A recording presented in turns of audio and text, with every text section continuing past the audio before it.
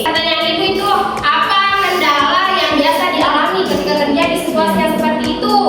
Siapa yang memberikan jawaban? Nah, Agustina silakan. Apabila sudah waktu sholat tapi mobil masih terus berjalan.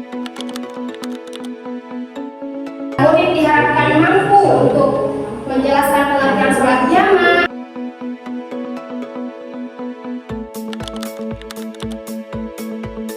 Adapun kesepakatannya yaitu jika nanti adik-adik ingin memberikan jawaban atau tanggapan terhadap pertanyaan yang ibu berikan, diharapkan adik-adik untuk mengangkat tangan terlebih dahulu ya.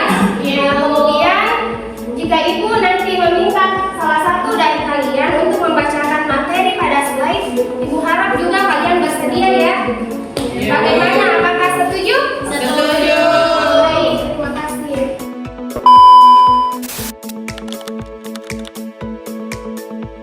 Dari bahasa Arab yang berarti menggabungkan. Secara istilah, sholat jamaah adalah menggabungkan dua sholat wajib dan mengerjakannya dalam satu waktu sholat. Terima kasih Reski. Seperti yang telah dibacakan Reski, jadi sholat jamaah itu adalah menggabungkan dua sholat wajib dan mengerjakannya dalam satu waktu. Apakah dipahami? Oke.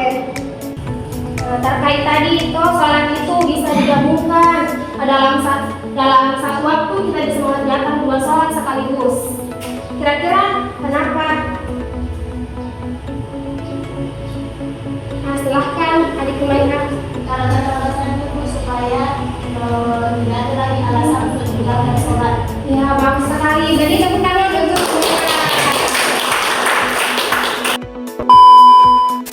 artinya mendahulukan, yaitu menggabungkan dua sholat fardu pada waktu sholat pertama. Contoh, subuh dan asar di waktu subuh, maghrib dan isya di waktu maghrib. ya, jadi yang takdim itu mendahulukan. Jamaah takhir artinya mengakhirkan, yaitu menggabungkan dua sholat fardu pada waktu sholat kedua. Contoh zuhur dan asar di waktu asar, maghrib dan isya di waktu isya. Ya, terima kasih. Mengakhirkan. Contohnya, jika kita mau menjamak sholat maghrib dan isya, berarti kita mengerjakan sholat itu di waktu isya.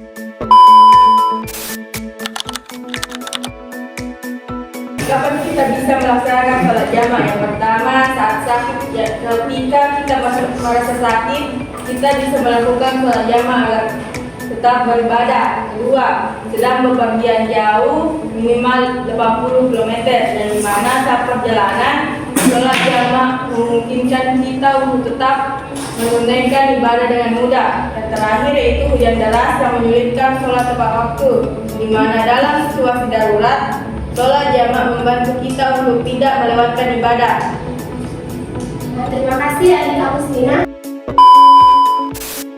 Silahkan diperhatikan kasusnya sambil ibu akan menulis soalnya di papan tulis ya. Ibu.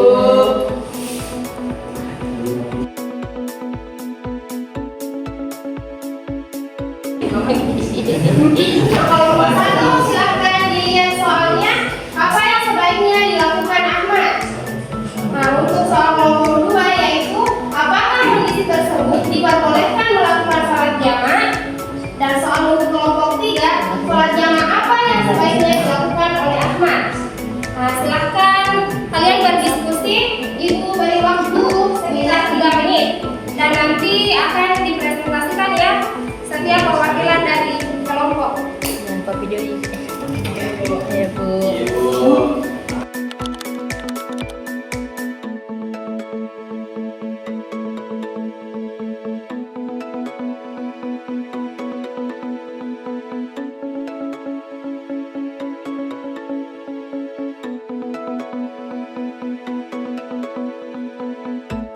A few moments later. Kita dipersilahkan pada Rizky. Boleh berdiri di tempatnya saja.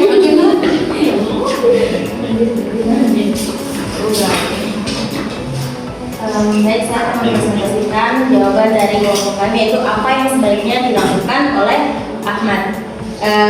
Ahmad itu sebaiknya melakukan sholat zuhur secara jamak karena ia sedang dalam perjalanan jauh atau musafir. Baik, berikan tepuk tangan untuk kelompok 1. Jadi pada peristiwa ini saya melihat kita bisa melakukan jamaah takdim dan juga tahlil Bu, tergantung keadaannya. Kan di sini mengatakan bahwa Ahmad melakukan perjalanan dari Palopo ke Makassar bersama keluarga ketika masuk ke Tutur.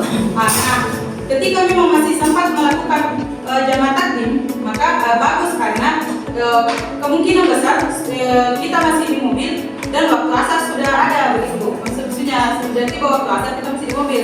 Dan kalau memang misalnya karena kita juga kadang berada di posisi numpang di mobilnya orang dan buru-buru nih orang, tidak bisa mungkin sholat di situ di waktu duhur itu padahal masih waktunya, maka kita bisa sholat di jamaah tahlil. Itu dari kelompok 2. Terima kasih. Ahmad sebaiknya melakukan jamaah takdim, yaitu menggabungkan sholat zuhur dan asar pada waktu zuhur karena saat perjalanan sudah masuk waktu zuhur. Ya, nah, beri tepuk tangan untuk kelompok 3. Cara melaksanakan jamaah takdim.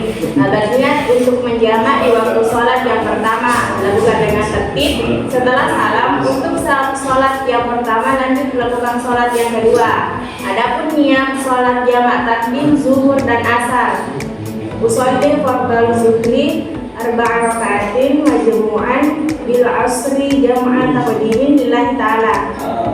Jadi kita berniat misalnya di sholat zuhur sekaligus melaksanakan juga sholat asar. Seperti tadi tata cara yang sudah dibacakan oleh Frida.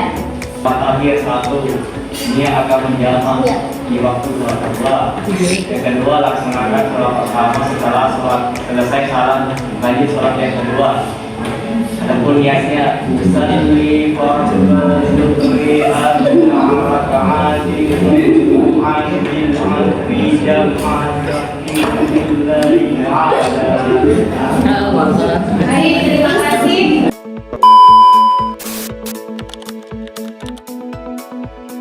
Al-Ibu surat Tabuti Ida ledahar ba'dal maghribi ajal al-isyai basallaha ma'al maghrib. Terima kasih. Jadi artinya yaitu bahwasannya ketika Nabi Muhammad SAW berada dalam masa perang Tabuk, jika beliau melakukan perjalanan setelah maghrib, maka beliau akan memajukan pelaksanaan salat isya. Artinya beliau melakukan salat isya bersama dengan salat maghrib. Yang terlambat sih Basya. Kenapa terlambat? An Anasi Bani Malik radhiyallahu anhu qala kana Nabi sallallahu alaihi wasallam idza tahala qabla an tadi asy-syamsu aqara ila waqadil asr thumma yajma'u bainahuma wa idza zaqat Salat subuh hingga waktu salat asar. Setelah itu, beliau sallallahu alaihi wasallam akan singgah sebentar dan menggabungkan kedua salat, yaitu zuhur dan asar. Namun, jika matahari telah lebih dulu condong ke barat, maka beliau sallallahu alaihi wasallam akan lebih dulu salat zuhur, baru kemudian menunggang mukanya. Hadis riwayat muttafaq alaih.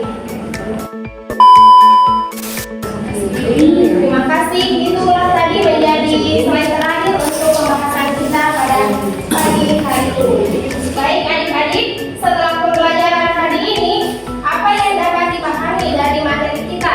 Siapa yang bisa melakukan refleksi? Humaira dipersilakan.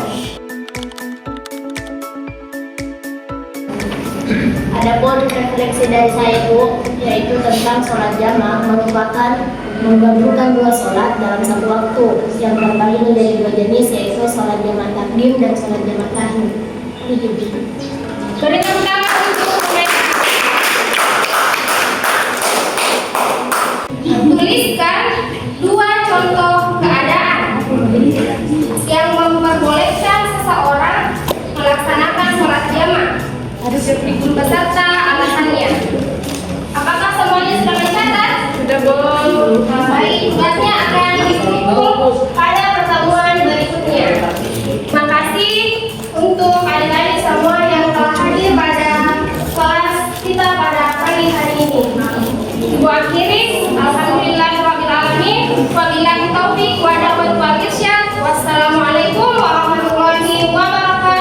1.